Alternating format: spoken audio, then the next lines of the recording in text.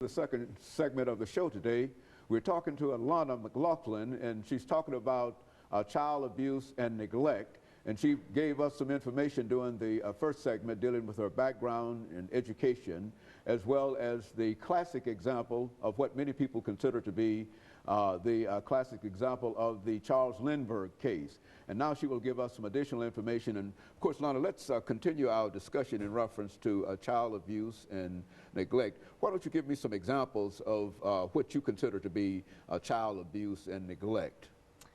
Well, I want to go far back to 1813. I'm sure nobody watching this will remember this, but in 1813, Anne Poole and her husband James Poole were at home sleeping when their daughter Margaret Poole was kidnapped by Nancy Gamble with the help of Marie Thomas. Now, the next morning they discovered that Margaret was not in her crib, so they went to the Baltimore the newspaper, and then they went to that.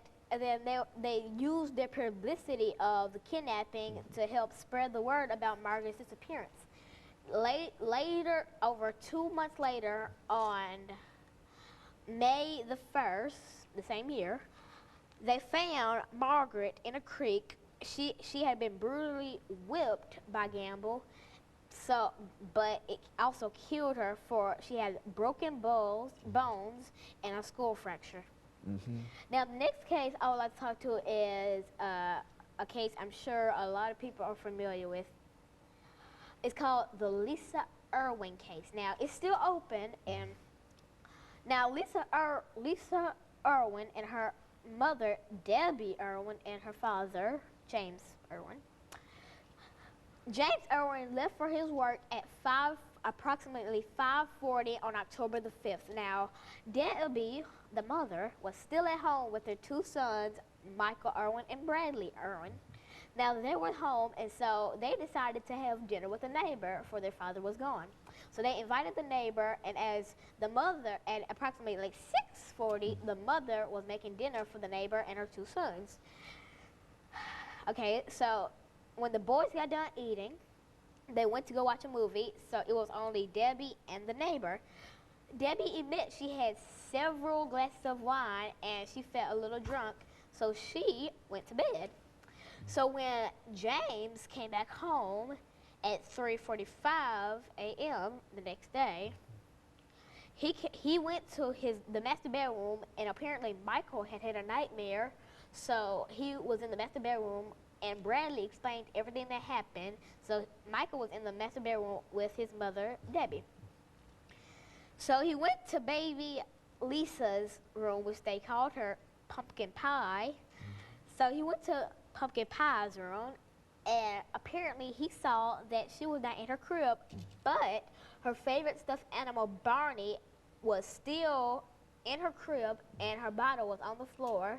James started to panic, and he woke everybody up. Then he called the 911 on a work phone that he used, and as soon as the police arrived, 50 men searched the woods approximately behind their house, and 50 other men searched all the house. So Debbie took a lie detector test and she failed, but they didn't give James a test for, they verified his whereabouts. So my theory is that the neighbors probably had something to do with this, because they left out, they didn't say where the neighbors were when Debbie went to bed. The two boys, before Debbie started making dinner, she put Lisa down because she was a bit fussy that day. So my theory is that the neighbors really had something to do with it, because they didn't say the neighbors' whereabouts during when all this happened. So Debbie went to bed, James wasn't home, and the children were watching a movie. And my theory is that somebody across the street had something to do with it, because Debbie left the computer room's window open, and their theory is that the criminal or whoever did it got through because that window was open. But now you would admit, Lana, that this case is so extraordinary, but this is quite a recent case, and I understand you also told me that this case was still open. Now, what do you mean by that? This case started on October the 5th, and it is still open because they're still investigating what happened. And if you read People magazine, the latest issue has baby Lisa on the cover, so you should check out People magazine, for it will tell you all the things that I have told you about it on that magazine.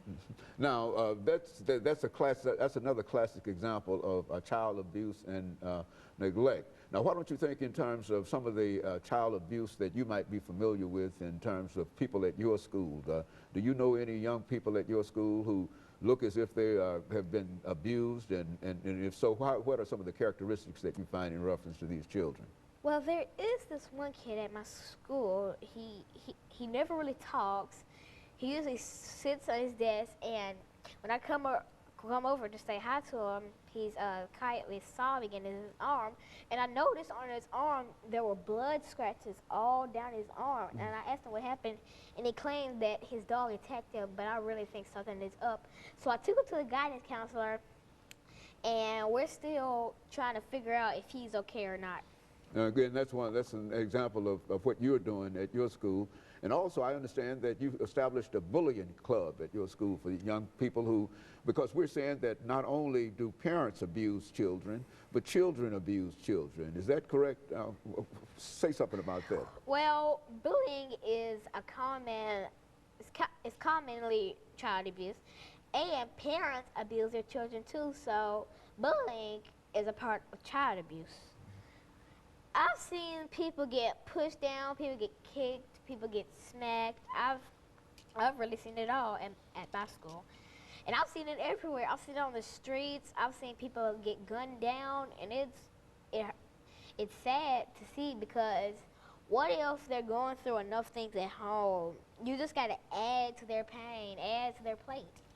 Very good. And of course, Lana, we're getting ready for our second commercial break here, and you've given us quite a bit of information about classic child abuse and some of the classic cases in reference to child abuse. And not only that, you've even opened up some cases that are even being investigated today, and given your theories in reference to it, and et cetera. And I want you to know that we certainly appreciate that.